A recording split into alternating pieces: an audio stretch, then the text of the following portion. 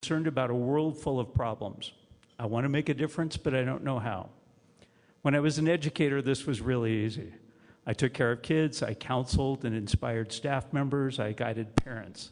I knew that I made a difference each and every day. In my new career, which is not so new anymore, it's harder to see that I make a difference. There's a less tangible impact of what I do. Rotary Club of Denver to the rescue. How can I, as one person, make the kind of impact I want to make? That's where, by aligning myself with you, with all of you, I fulfill my goals. I've been studying you on behalf of the membership team, and here's what I've learned.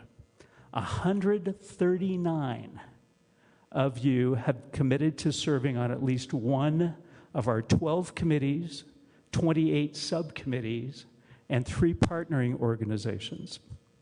33 of us have committed to being on 2 committees, 17 on 3 committees, et cetera, all the way to 3 people who've committed to be on 7 different committees.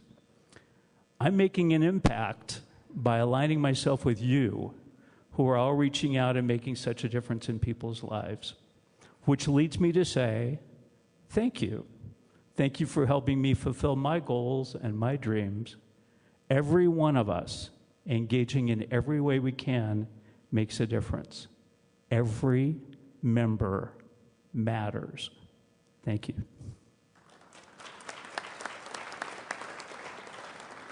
Great inspirational moment, Mark. Thank you. Let's enjoy our lunch. Thank you, President Andre. Good afternoon, fellow Rotarians and guests.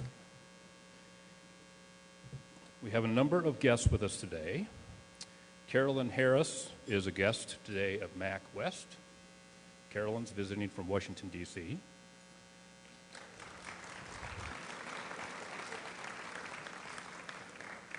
J.B. White is joining his mother and father, Eric and Stephanie West, today. Welcome, J.B. and Stephanie, as guests.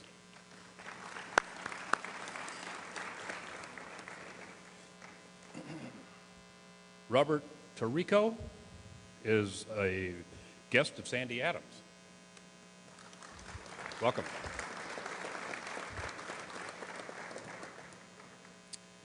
Charlotte Quinn is Jack Green's sister. Welcome. Thank you. Mary Robson and her husband Gordy are visiting Rotarians from, BC, Canada. Welcome.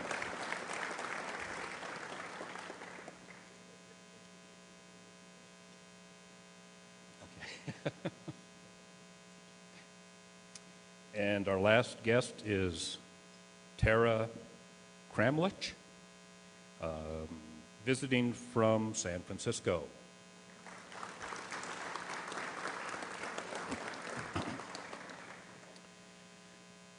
Jim McGibney invites Rotarians to join him at our Denver Rotary Club table at the Core Bell Dinner, honoring Mr. Rotary Grant Wilkins on Tuesday, September 8th. Seats are still available for this event, so please see information on your tables if you are still interested in being involved in that dinner. Registration is still open for our Wild Animal Sanctuary and Family Picnic on September 19th. This meeting will be in lieu of our September 17th meeting.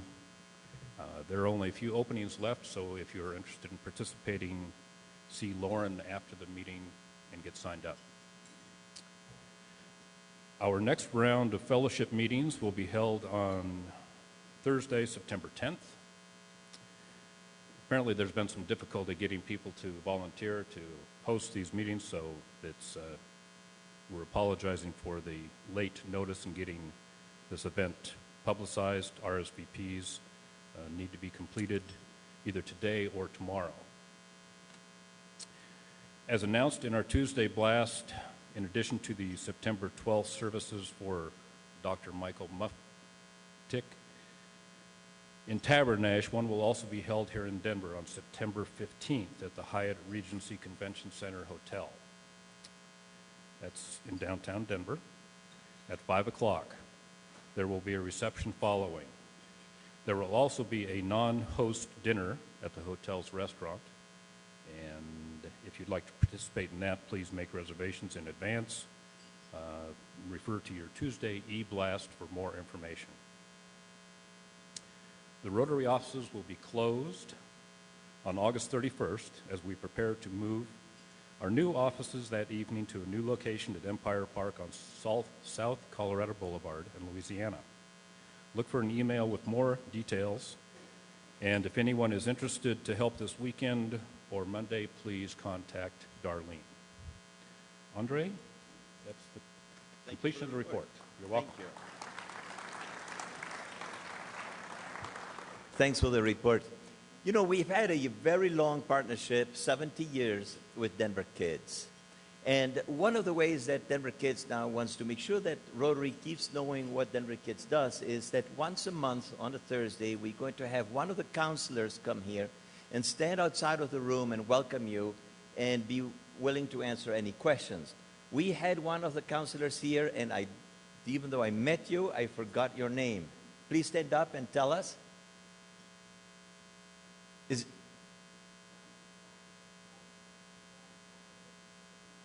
He went back to council. So that's great. Well, thank you, Michelle. So just look for them when they're here every month, and it's wonderful to have them. One of the great things about Rotary is the youth exchange program. And today, to talk to us about a youth exchange, Scott White.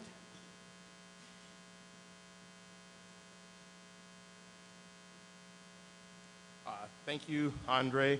And we've been we've had a very fortunate opportunity in our family to send my nephew, JB, or James, he went as James, to Brazil last year. And so I'd like to introduce him, and he's going to give a talk, very short talk about where he stayed and his family and what his experience was about.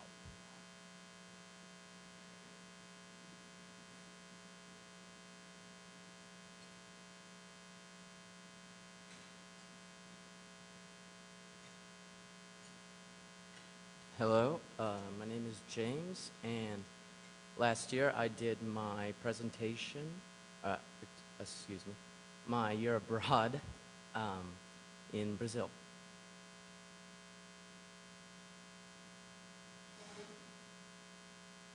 So right here you can just basically see where I lived in Brazil, and the city was Curvelo, Minas Gerais, and it is near the city of Belo Horizonte, which is the third largest city in Brazil. Right here you can just see a couple pictures of the city that I lived in, some of the squares, and in the top left you can see the flag of the city, and top right you can see the flag of the state I lived in, Minas Gerais.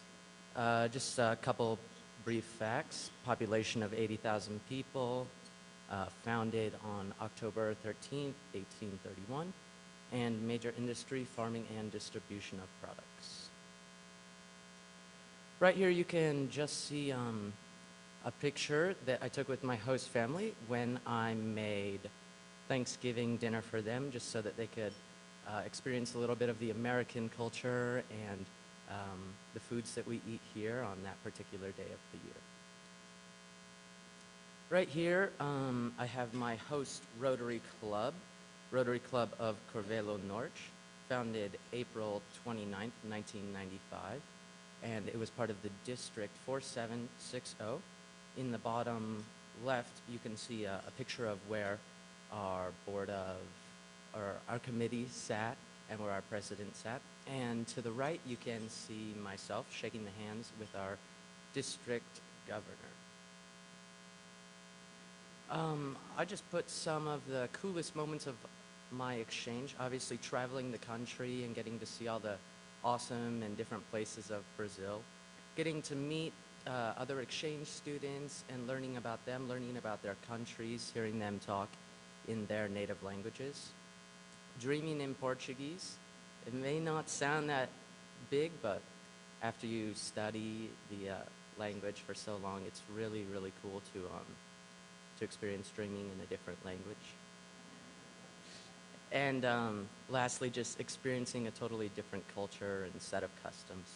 And the picture right there is in the location Chapada Diamantina, which we took quite a large hike to get up to the top of a mountain, and then the view was just really, really incredible. And we took a lot of pictures, and that was part of the Northeast trip. Right here, I have just stated some of the things that I gained on my exchange. Obviously, I can't put all of them, but the ability to speak a different language, Portuguese in my case, the understanding and respect for a different culture and getting to see and live their set of customs. Friends and family from all over the world, like I previously stated, getting to meet exchange students and just people from all over the world. Interaction within another Rotary club other than Denver Rotary Club 31. And the ability to recognize who I was before exchange versus who I am now. And lastly, I just wanted to say a really big thank you to Denver Rotary 31 for sending me on my exchange and allowing me the opportunity to go be a Rotary Youth Exchange student and experience a different set of customs and culture. And it was just really awesome to be a member and serve as a member of my family in Rotary Club 31 as the 5th generation, starting with my great-grandfather, moving on to my great-granddad, my grandparents who are here today, and my uncle and my father who are also here today. And together our family has 90 years of consecutive service and 156 years of combined service with Rotary. And once again, I just really wanted to say a big thank you to you guys. Without your dedication and your service in the club, I couldn't have done my exchange. So it was awesome, and a really big thank you to you.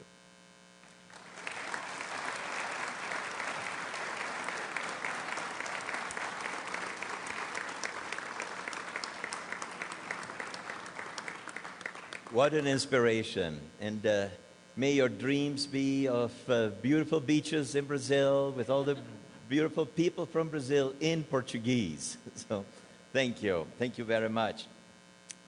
Last week we heard from the executive director of the Wildlife Sanctuary. And while sitting at the table, he told us that one of the things that they need is towels. They need a lot of white towels. The DAC was very nice and said, we have tons of old towels. So Peg Johnston went and picked them all up and got them in her car, and they're going to be donated. So Peg, thanks for doing that job.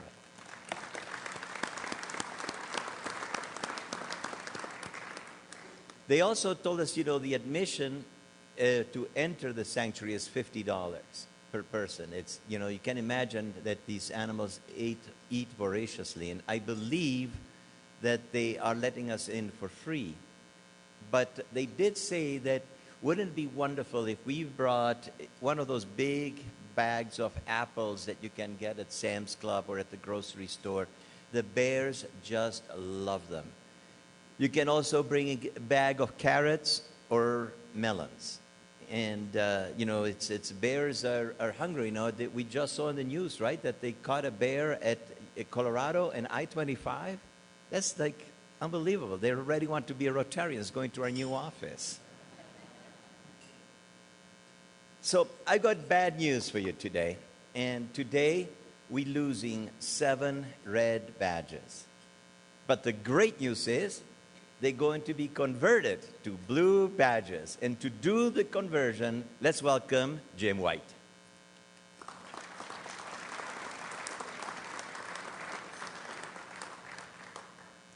I just have to say, didn't my grandson, JB, do a great job? I'd like all of you who are wearing a red badge, just for 1 second, to stand up in the room. Just stand up if you're wearing a red badge. The purpose is so that we can all get to know you. I hope all of you are doing your job, introducing yourself to our new members, And you only have 6 months, and then they become a blue badge member. Thank you. You can step back down. I'm going to read the names of those who are graduating, if you would, from red badge to blue badge today. Carter Sales up here is going to help me by exchanging your badge. I'd like you to come up. Carter will get your badge exchanged if you're here, of course. If you're not, you don't have to come up. And then stay up here, and then we'll give all of you a round of applause at the end. So Paul Jones, if you're here, please come on up. Paul is the with Commerce Clearinghouse, and he's a strategic accountant over there. I'd like to have Jennifer Stith come up. Jennifer is with Wings Foundation. She's the executive director. Cynthia York, if you're here, if you'd please come up. Cynthia was with Denver Kids. She's now in between jobs. Kevin Neiman, if you would please come up. Kevin is with the law offices by his own name, Kevin Neiman. He's the president. Chris Rose, please come up. She is with Sustainable Business Enterprises. She's the CEO and president. And Rachel Hartgen, SOUL Foundation. She's an executive there. And then Ann Herridge, excuse me, I think I'm mispronouncing that. Herridge, I'm sorry, is with Boy Scouts of America. We just had a wonderful program during the fellowship meetings over there a couple of weeks ago, and she is with Major Gifts Donors. So that's all of the ones for 6 months this time. Please, let's give them all a round of applause.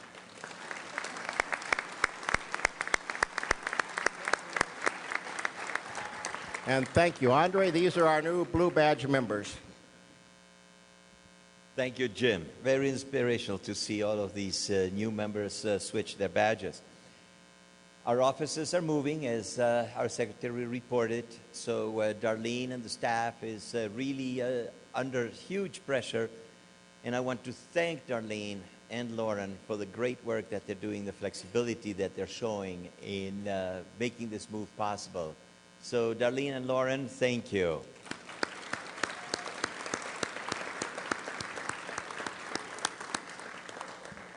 We also have a bunch of volunteers, and I could ask you, anyone that's been volunteering with helping to move the offices and go through the files, can you please stand so we can recognize you too?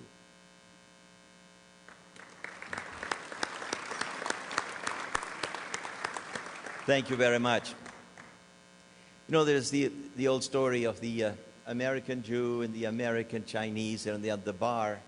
And all of a sudden, the American Jew takes his beer and splashes in the face of the American Chinese. And he says, what'd you do that for?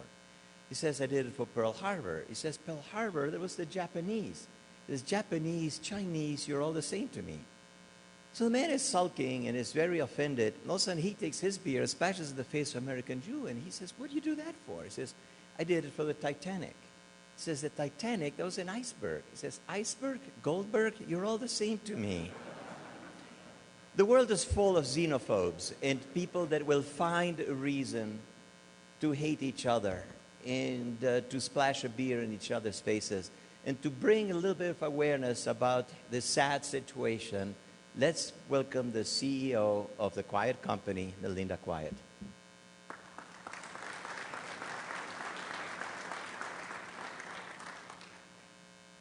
Thanks, President Andre. Good afternoon, Rotarians.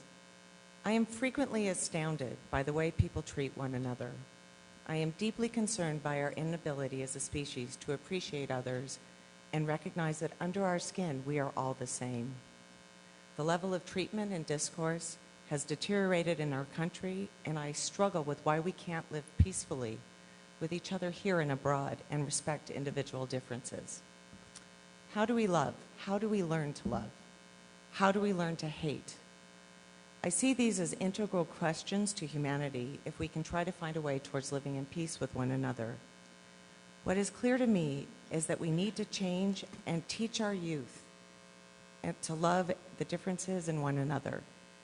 Just as Rotary is using education to change our world for the better, through the support for youth at risk, the ADL is changing the world through their No Place for Hate initiative and anti-bias education program for K-12 schools.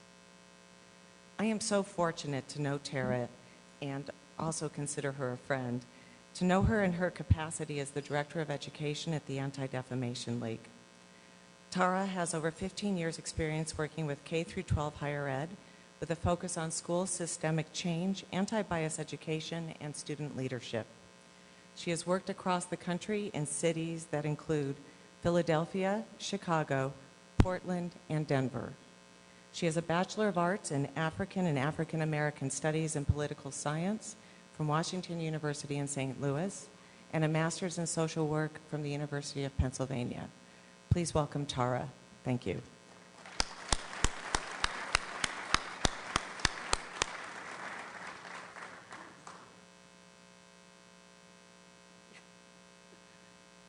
Good afternoon.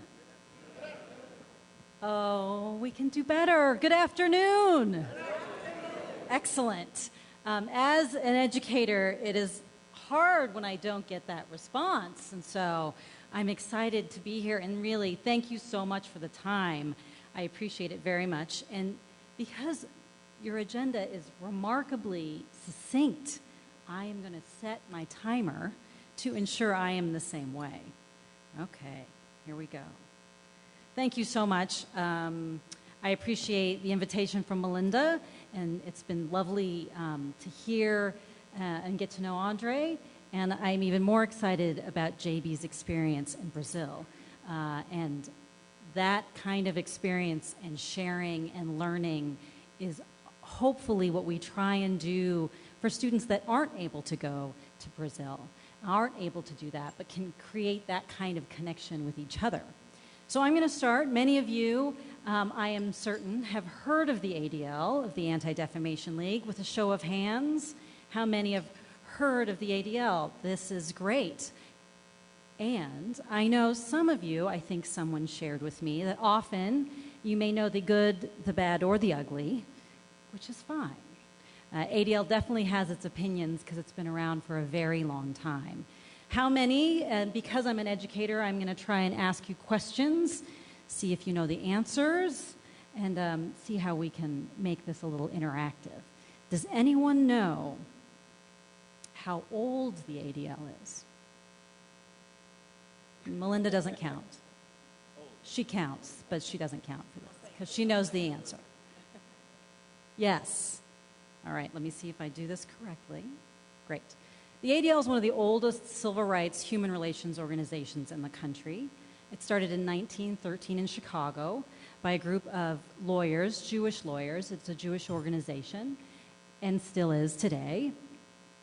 And it has this mission statement, and it's been the same mission statement from even 1913 to as it is today, which is to stop the defamation of the Jewish people and to secure justice and fair treatment for all. And what's brilliant for all of us that work with the organization now, I've been with the organization about 10 years and connected since 1995 with the organization, is that they understood at the turn of the century that they couldn't just work for justice for their own people, that they understood the connection of all people, and that if you stand up for yourself, you also have to stand up for others. This idea of collaboration, coalition, and allies was critical to the beginning of the organization.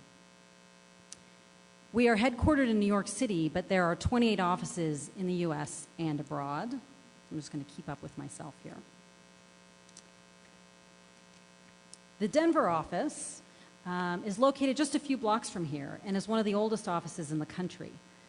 It is over 70 years old. So we've been working here in Colorado and Wyoming for quite some time and are quite proud of that history. And Melinda's family is a real big part of that history here in Colorado. So we're very happy to continue the work and continue to work in coalition with lots of organizations around many, many issues. So if you ever go to ADL's website, we do a lot of stuff. There's a lot happening out in the world.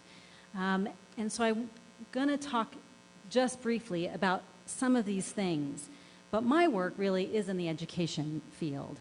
And though I'm the education director, my department is as big as you see the person standing here in front of you. I am the education department in our office.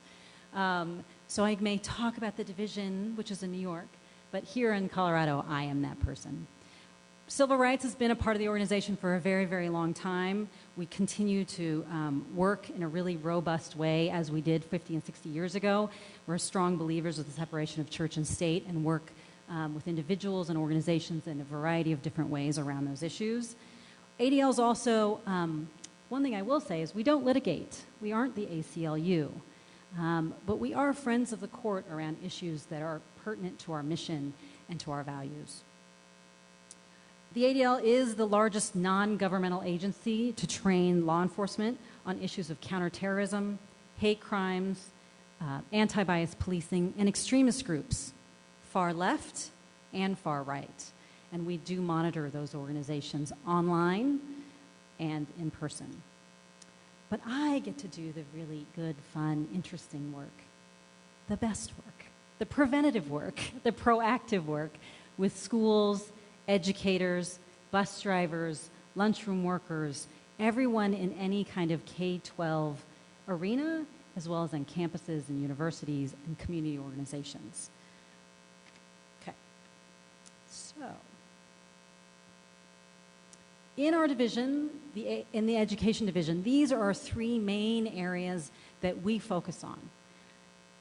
Anti-bias education, which includes bully prevention and those kinds of issues, which I'll get to in just a moment. But really, this kind of work in schools started in the mid-'80s. So for a 100-year-old organization, we, the education, we call ourselves the teenagers a bit within the organization, just because we're newer to this part of the work. Holocaust education and remembrance is a big deal. We provide lots of resources, primary source documents for educators that are working with students to teach this history and have it connect to how it connect to today. And the Quiet Family has been a great, great, generous sponsor. And we take 10 students, juniors in high school, to Washington, D.C., and we use the backdrop of the Holocaust Memorial Museum to teach these lessons around how we treat each other, what it looked like then, and what it looks like today. And also issues around confronting anti-Semitism globally as well as domestically. All right. So our education work, let's see if this will work. Oh. Those three parts of our education work are critical, but every region in our country provides programming as best suits their community or their state, right? Or the issues that are important to them. But almost every single region does anti-bias education in their schools in some form. So I'm going to pause for a minute and ask you to participate with me in something at your tables, because that's what educators do. I'm going to make you work a little bit, because it's easier for me to show you how we do our work versus just talking and telling you how we do our work. So this is what I'd like you to do. We might have to bring up the lights just slightly so people can see each other. What I'd like you to do is at your tables, I don't see anybody sitting by themselves, is to find a partner. I would like you to find someone that you can pair up with. Go. It's very easy. Someone sitting next to you. If there's an odd number, look to the table next to you. Say hello. Okay, so do we have pairs? Mostly? 3. We can work that. We can work with the 3. Anybody else that does not have a pair? Okay, you're our sole 3 group over here. What I'd like to do is someone needs to be designated person A and someone needs to be designated person B. And we'll have an observer. The third person over here will be the observer. Okay, great. Thank you. Person B, with your dominant fist, with your dominant hand, please make a fist. Excellent. Person A, you have approximately 60 seconds to open that fist. Ready, set, go.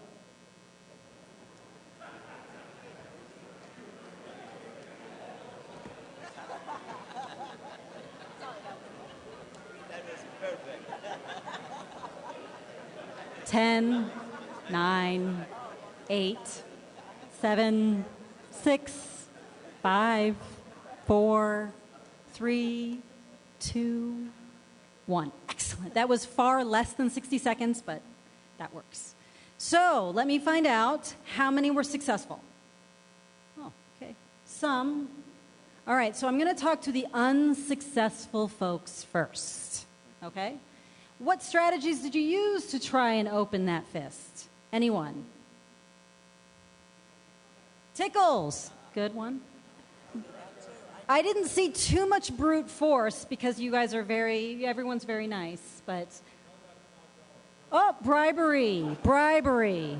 Clearly, because you are the unsuccessful group, it did not work. Okay. Oh, it worked. Okay. For those that were unsuccessful, so usually force, tickling often helps. Humor, bribery, deception. Oh, good one. Any others? Terror, is that what I heard? Oh, that's different from brute force. Okay. For those that were successful, bribery worked here. Okay. What was the other? Okay. Someone asked. Oh, so thoughtful. Asking. Any other strategies? Cooperation. Here in the back. Smooth touch. I love it. Shook your hand and you fell for it. No, I'm just kidding. Say that again. Manners. Nice manners. Please. You asked please. Again. Amazing, right? Surprising. I do this activity, so thank you for participating. I appreciate it, everybody, because that is how the ADL conducts its education work. We ask and say, please, consider these ideas. Share with us what you've learned, what your experiences are about. Tell us, and let's think about where we can find similarities and where there are real differences, and how do we learn from that. We don't do our education work by brute force or terror. It is about creating conversation and exchanging ideas. When we can't travel abroad, we try and create those spaces for students and for teachers and educators and principals to create that common ground, creating that community language in such a way so we can learn how to find that we have different perspectives on different issues. That is how we create our spaces and do our education work around bias, stereotypes, prejudice, discrimination, and bully prevention, is by asking and trying to create that open space so everyone can be included in that space, right? And because everyone has an experience in some form, whether it's your own kindergarten through 5th grade, middle school, which is often a lovely time for students, or high school, right? Let alone secondary and graduate school and all those other experiences that you all share in different neighborhoods, towns, states, wherever you have lived. So that is how we create and do our education work here in Colorado, Wyoming, and across the country. We have a belief, often people ask, why is the ADL a civil rights organization in bully prevention work? And we answer and say to that often what we find is the most challenging incidences, the most serious incidences of bullying, not all, because what we know is not all conflict is bullying, right?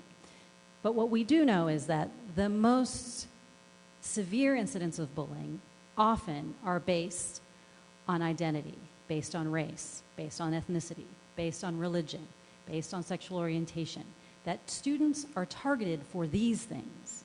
And those things are what's important for us. Not all, but often. The most serious incidents of bullying are based on these issues. And we want to ensure that students are safe.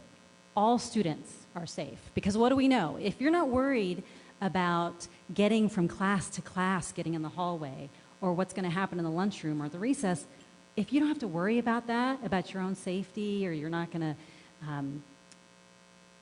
hear horrible kinds of things in the hallway, that you probably can learn a little bit better, and teachers can focus on teaching a little bit easier. So our concern and our interest is that these bottom levels of our pyramid of hate, and I know the writing here is quite small, so hopefully most schools hopefully have ways to deal with graffiti or incidents of physical violence, perhaps. But what we find is that most schools don't know how to deal with the things in the hallways, some of those little bits of teasing and taunting that often can escalate. And what we're asking schools to do is to think about it, to think about the small stuff. How do you create culture? Think about your workplace culture. We're asking schools to be really intentional. How do we want to create a safe, respectful space in and for our schools, for our parents and families, and for our teachers and educators, and for any visitors that might come into the building? How do we do that? And let's think about it and be purposeful about it. Because what we know for the most horrible incidences in the history of the world didn't start at the top. What we know is most of those things started at the bottom and built up. So we do ask schools to sweat the small stuff. Our No Place for Hate campaign and our World of Difference Institute, which are two of our anti-bias education programs, have reached many, many students and many, many schools. We're quite proud of it. The No Place for Hate campaign here in Colorado was really piloted in 2007 and 2008 and launched in 2008 and 2009 with 20 schools. And we work with about 50 to 55 schools in Colorado and Wyoming.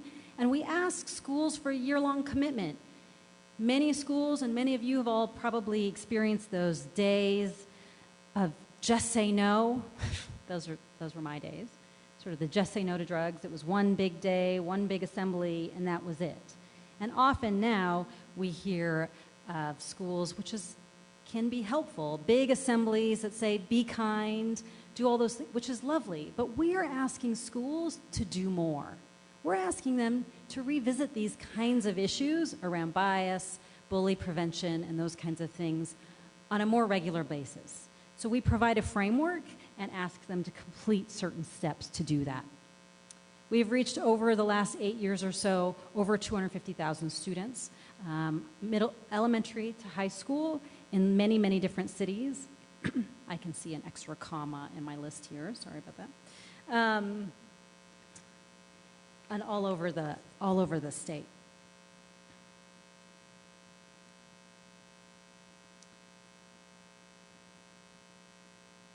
This framework for schools is critical because often when they've done those day-long trainings for a certain group of students that dive a little deeper, that create that conversation, it ends there.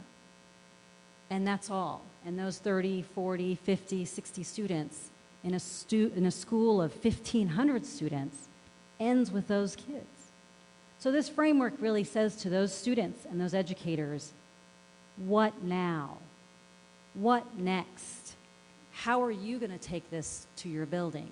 Well, how are you going to engage in creating that kind of culture and space for conversation around current issues at the high school level? And also students. How do you break down barriers between groups? We all know there is all sorts of groups that form in schools. How do we get them just to talk to each other and respect each other? Right? Not everyone's going to like each other. Not everyone's going to play together. But we do need to create safe spaces so students have that space to learn and not worry about their own safety and feeling connected and welcome to those in their building. So that's the goals of the ADL, and particularly of No Place for Hate. I think I did really great with time, by the way. I will, since I have some time, I'm going to show you one thing. Recently, a school of ours in Colorado Springs, Rampart High School, who's been partnering with us for 6 years. And I say that because creating culture or trying to change a culture in a school takes time. It does not happen in a semester, and it doesn't happen in a year. When you get students, right, changing, teachers, leadership, that changes. It takes work. These students that were a part of the No Place for Hate Coalition, if you can pause, thanks, decided they needed a way to create conversation with their fellow 1,500 classmates. And so those students they have a TV station at Rampart High School, and they created a way and got their TV video, I don't know his name, his title, that teaches that class, and those students that are part of that, and said, can we create something? So these students wrote, scripted, edited, acted 4 public service announcements. And they really used them and showed them their entire school building to create conversations. What are we doing? How are we speaking to each other? What does this look like at Rampart High School? Okay, so I'm going to show you one of them because I did so great with time. So I'm going to show you one of them. And we're quite proud that these students did this on their own and said, we want to create something for our school in a way that helps us engage each other.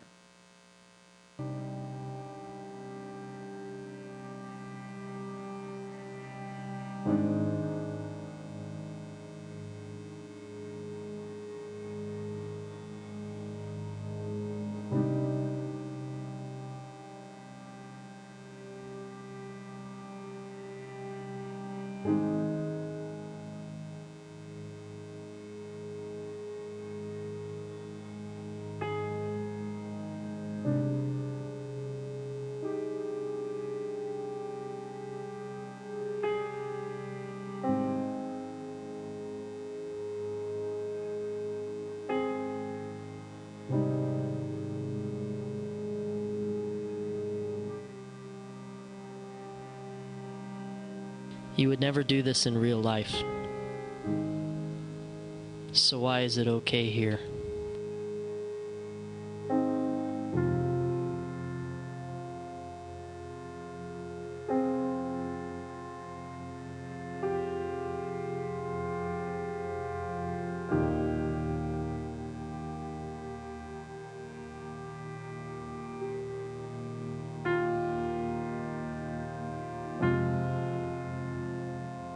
Stand against bullying, Rampart.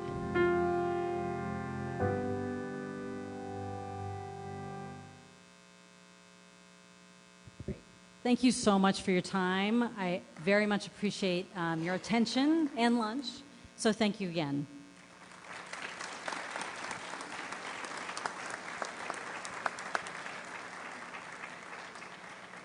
We've got time for a couple of questions. So are there any questions from the audience for Tara? Hi. Hello. Yes.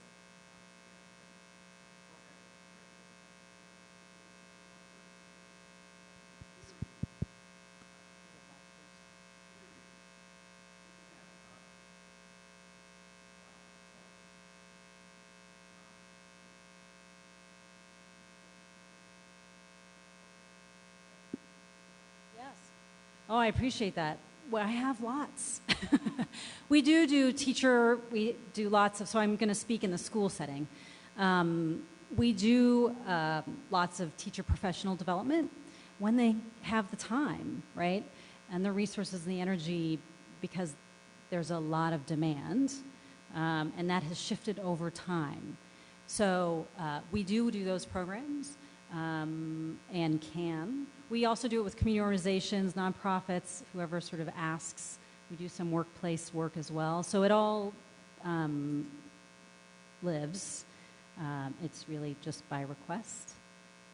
And it can be customized for the issues at the place, at the site. And the length of time is really dependent on what people are willing to give. Right? People's time is precious. So often it's dictated not by us, per se. And it takes time.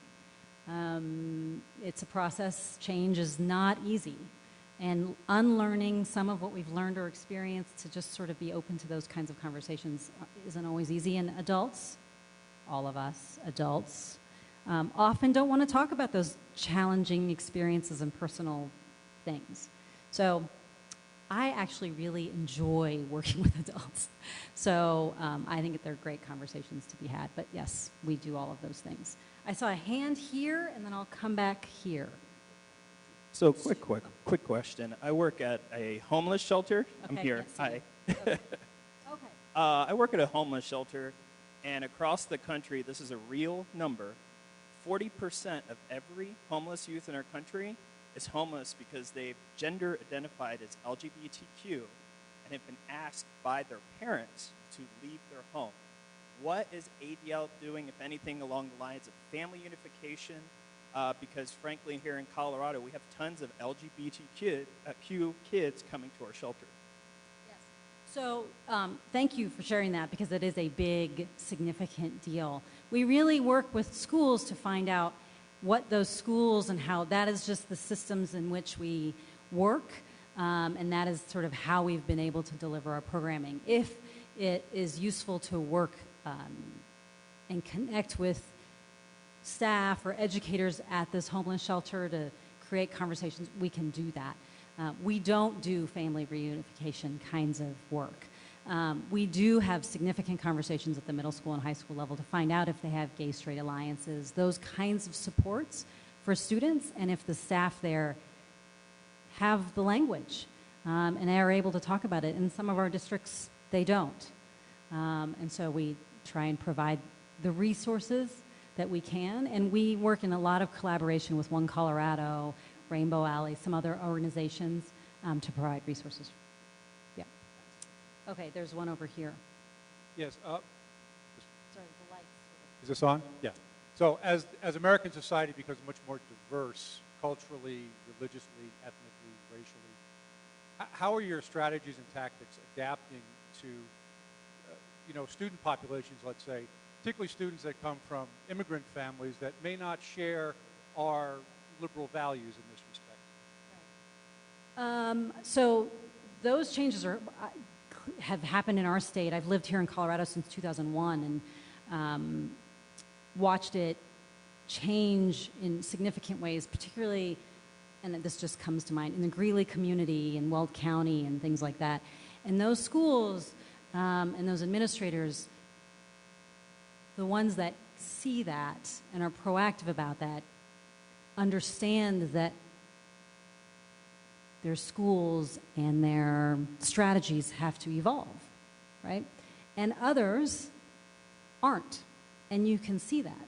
I say that mostly because when you create such an environment, students usually excel. And when it's quite disciplinarian, I don't know how to, right? And if that's the only tactic, it'll show up in your school, right? It's not helpful to anyone in your building. So we do adjust. We change our language. We were talking about the evolution of language, working with schools to find out what are your needs specifically. Where are you seeing these kinds of issues? But also children are children in a variety of different ways with a variety of different languages, right? And can come together and can learn from each other in different ways that I think than adults can, right? They have less sensors and want to play and want to be together and learn. And so I think some of those kinds of things are also very universal.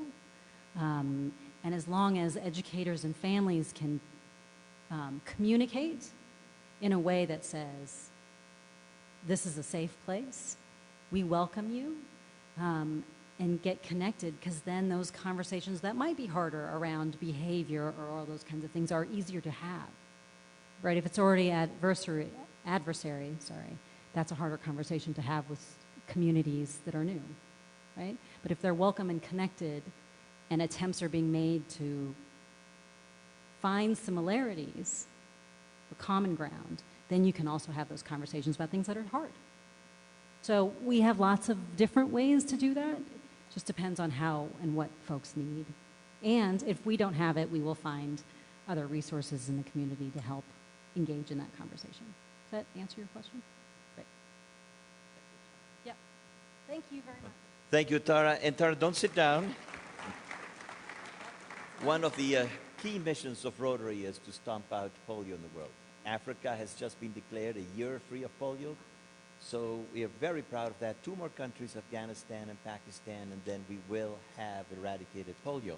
Today, in your honor, we will donate money to inoculate 50 children against polio, and with the the donation that the Belinda and Bill Gates Foundation gives us, 2 for 1, 150 children will be inoculated.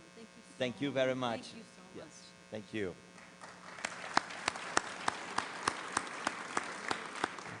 We talked about having relevant programs, and I believe that when we start to hear about programs on how to stamp out and how to kill the ability of people to hate each other, it's one of the most important things that we can do. I was bullied in school. I was severely bullied, and I understand what this is all about. So it's wonderful to hear about programs like this. You see, Tara gave us a simple exercise. Us B's had to close our fist, and we had to yield to the other A's to tell us to open it. And either Melinda asked me very nicely, would you please open your fist? I was obstinate in my determination that she was not going to open my fist. And it is that kind of obstinacy that brings us against each other and that makes it so hard for us to work in harmony. We have the 4-weight test, and part of our 4-weight test is the question, is it fair to all concerned? To get to that point where it is fair to all concerned, we have to give up a little bit of ourselves. We have to say, you know what, maybe I should open my fist because she's asking nicely, instead of wanting to win the game by not opening the fist. So let's go out there remembering that we are Rotarians, and that when we want to make something that's fair to all concerned, yes, we have to give up of ourselves. And that is part of being a Rotarian. Next week, Jim McGivney will be our speaker, and he will talk to us about Korea, the country of the Olympics, the country where the next Rotary International Convention will be, country that has companies like Samsung and has truly emerged as a world power. So I think it's going to be very relevant to understand how the other side of the world is truly influencing the world economy. Go out there thinking if it's fair to all concerned. Thanks for being here today.